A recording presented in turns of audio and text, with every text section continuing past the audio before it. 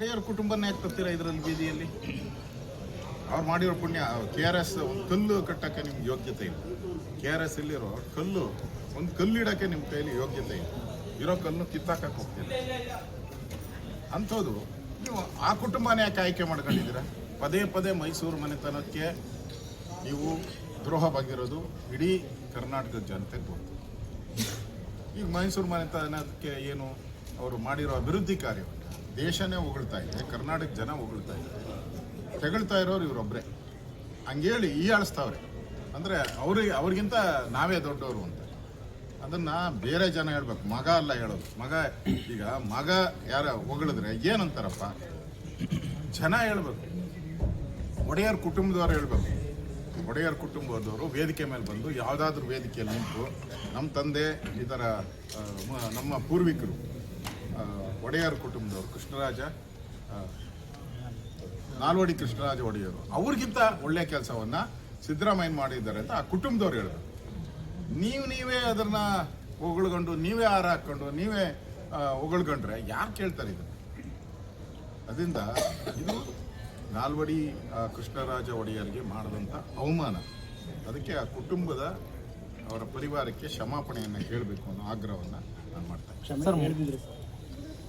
ಕ್ಷಮೆ ಕೇಳಲಿಲ್ಲ ಅಂದ್ರೆ ರಾಜ್ಯದ ಜನ ಇವರೇ ಬುದ್ಧಿ ಕಲಿಸ್ತಾರೆ. ಮುಂದೆ ಇದೇ ಚುನಾವಣಾ, ಮೈಸೂರಲ್ಲಿ ಚುನಾವಣೆ ನಡಿಬೇಕಾದ್ರೆ ಇದೇ ಚುನಾವಣಾ ವಿಚಾರ ಆಗ್ತದೆ. MB ಪಾಟೀಲ್ ಇನ್ನೊಂದು ಮಾತು ಹೇಳಿದ್ದಾರೆ ಸರ್, ಹಳೆ ಮೈಸೂರು ಭಾಗಕ್ಕೆ ಸೀಮಿತ ಆಗಿದ್ರು ಸಿದ್ದರಾಮಯ್ಯ ಇಡೀ ಕರ್ನಾಟಕಕ್ಕೆ ಇದಾಗಿದ್ದಾರೆ. ಕರ್ನಾಟಕಕ್ಕೆ ಆಗಿದ್ರೆ ಅಲ್ಲಪ್ಪ. ಈಗ ಕಾಂಗ್ರೆಸ್ ಅವ್ರ ಪಾರ್ಟಿಯವ್ರನ್ನ ಹೊಗಳ್ಕೊಂತಾರೆ, ಬಿಜೆಪಿಯವರು ಬಿಜೆಪಿಯನ್ನು ಹೋಗ್ತಾರೆ, JDS ಅವರು JS ಹೊಗಳ್ಕೊತಾರೆ. ಅದೆಲ್ಲ ರಾಜ್ಯದ ಜನ ಹೇಳ್ಬೇಕು. ಸಿದ್ದರಾಮಯ್ಯನವರು ಈ KRS ಕಟ್ಟಿದಾರಲ್ಲ, ಆ ಸಣ್ಣದು KRS ಚಿಕ್ಕದು. ಸಿದ್ದರಾಮಯ್ಯನವರು ದೊಡ್ಡದು ಆಲಮಟ್ಟಿ ಕಟ್ಟಿಬಿಟ್ರು, ದೊಡ್ಡ ಡ್ಯಾಮ್ ಅನ್ನ ಕಟ್ಟಿಬಿಟ್ರು ಅಂತ ಹೇಳಿದ್ರೆ ಒಪ್ಕೊಬೋದು. ಏನ್ ಕಟ್ಟಿದ್ದಾರೆ? ಯಾವ ಡ್ಯಾಮ್ ಕಟ್ಟಿದ್ದಾರೆ? ಯೂನಿವರ್ಸಿಟಿ ಮಾಡಿದ್ರು, ಮೈಸೂರು ಯೂನಿವರ್ಸಿಟಿ ಒಡೆಯರ್ ಕುಟುಂಬ. ಅದಕ್ಕೆ ನೀವೇನಾದ್ರೂ ಒಂದು ಸುಣ್ಣ ಬಣ್ಣ, ಒಂದು ಕಲ್ಯಾಣ ಇಟ್ಟಿದ್ದೀರ, ಅದಕ್ಕೆ ಸುಣ್ಣ ಬಣ್ಣನ ಹೊಡೆಯಕ್ಕೆ ನಿಮ್ಗೆ ಯೋಗ್ಯತೆ ಇದೆ. ಶುಗರ್ ಫ್ಯಾಕ್ಟ್ರಿ ಮಾಡಿದ್ರು, ಶುಗರ್ ಫ್ಯಾಕ್ಟ್ರಿ ಮುಚ್ಚೋಗೋ ಸ್ಥಿತಿಗೆ ಬಂದಿದೆ. ನಿಮ್ಮ ಕಾಣಿಕೆ ಏನದು? ಅಂದರೆ ನೀವು ಏನು ಪ್ರಾರಂಭ ಮಾಡಲೇ ಇಲ್ಲ, ಆದರೆ ಒಡೆಯರ್ ಕುಟುಂಬಕ್ಕಿಂತ ನಾವು ದೊಡ್ಡವರು ಅಂತ ಹೇಳಿ ಲೆಕ್ಕ ಕೊಡಿ. ನಾನು ಇಂಥ ಡ್ಯಾಮ್ ಕಟ್ಟಿದೆ ಹೇಳಿ ಲೆಕ್ಕ ಕೊಡಿ. ನೀರಾವರಿಗೆ ನಾನು ಇಷ್ಟು ಡ್ಯಾಮ್ಗಳನ್ನು ಕಟ್ಟಿದ್ದೀನಿ ಹೇಳಿ. ಒಂದು ಡ್ಯಾಮ್ ಕಟ್ಟಿರೋ ಹೆಸರು ಹೇಳಿ. ಅದು ಬಿಟ್ಬಿಟ್ಟು ನಿಮ್ಮ ಪಾರ್ಟಿಗೆ ಹೊಗಳುಗಳಿ.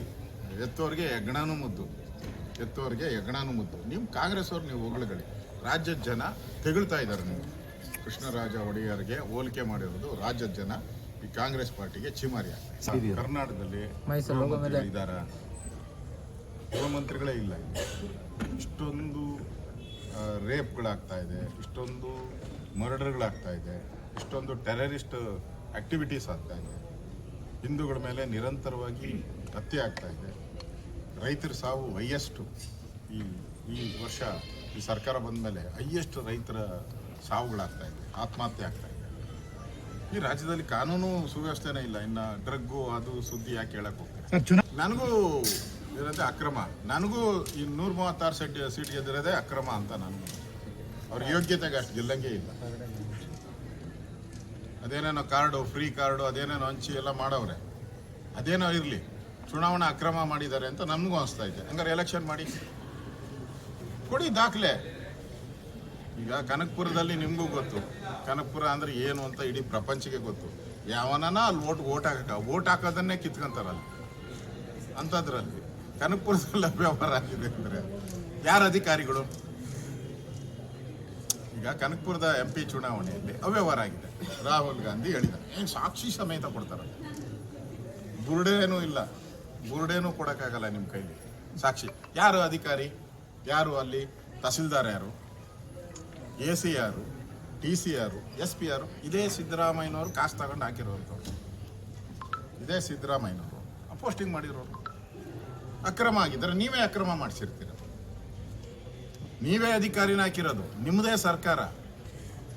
ನೀವೇ ಎಲೆಕ್ಷನ್ ಏನು ಇದು ರೆಡಿ ಮಾಡೋ ಅಂಥವ್ರು, ಏನು ವೋಟರ್ ಲಿಸ್ಟ್ ರೆಡಿ ಮಾಡೋರು ನಮ್ಮ ROಗಳೇ ತಾನೆ, ರೆವಿನ್ಯೂ ಇನ್ಸ್ಪೆಕ್ಟರ್ಗಳೇ ತಾನೇ ಮಾಡೋದು. ನಿಮ್ಮ ROಗಳೇ, ನಿಮ್ಮ ತಹಸೀಲ್ದಾರೇ ಎಲ್ಲ ವೋಟರ್ ಲಿಸ್ಟ್ ರೆಡಿ ಮಾಡೋರು. ತಪ್ಪಾಗಿದೆ ಅಂದರೆ ಹಾಗಾದ್ರೆ ನೀವೇ ಕಳ್ಳರು, ನೀವೇ ತಪ್ಪು ಮಾಡಿದ್ದೀರಾ. ನಿಮ್ಮ ಹತ್ರ ದಾಖಲೆ ಇದ್ದರೆ ಹೋಗಿ ಎಲೆಕ್ಷನ್ ಕೋರ್ಟ್ಗೆ ಹೋಗಿ. ಯಾಕೆ ಕೋರ್ಟ್ಗೆ ಹೋಗ್ತಾ ಇಲ್ಲ?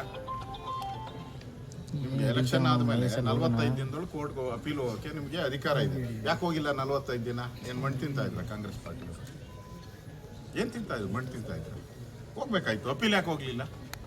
ಏಕಾಏಕಿ ಹೆಂಗೆ ಬಂದ್ಬಿಡ್ತೀವಿ? ಇವಾಗ ಬಿಹಾರ ಚುನಾವಣೆ ನಡೀತಾ ಇದೆ ಅಂತ ಎಲ್ಲ ಶುರು ಹಚ್ಕೊಂಡಿದ್ದಾರೆ. ಬಿಹಾರದ ಸಮೀಕ್ಷೆ ಬಂದಿದೆ, ಪೋಲ್. ಅದರಲ್ಲಿ ಕಾಂಗ್ರೆಸ್ 10 ಸೀಟು ಬರಲ್ಲ.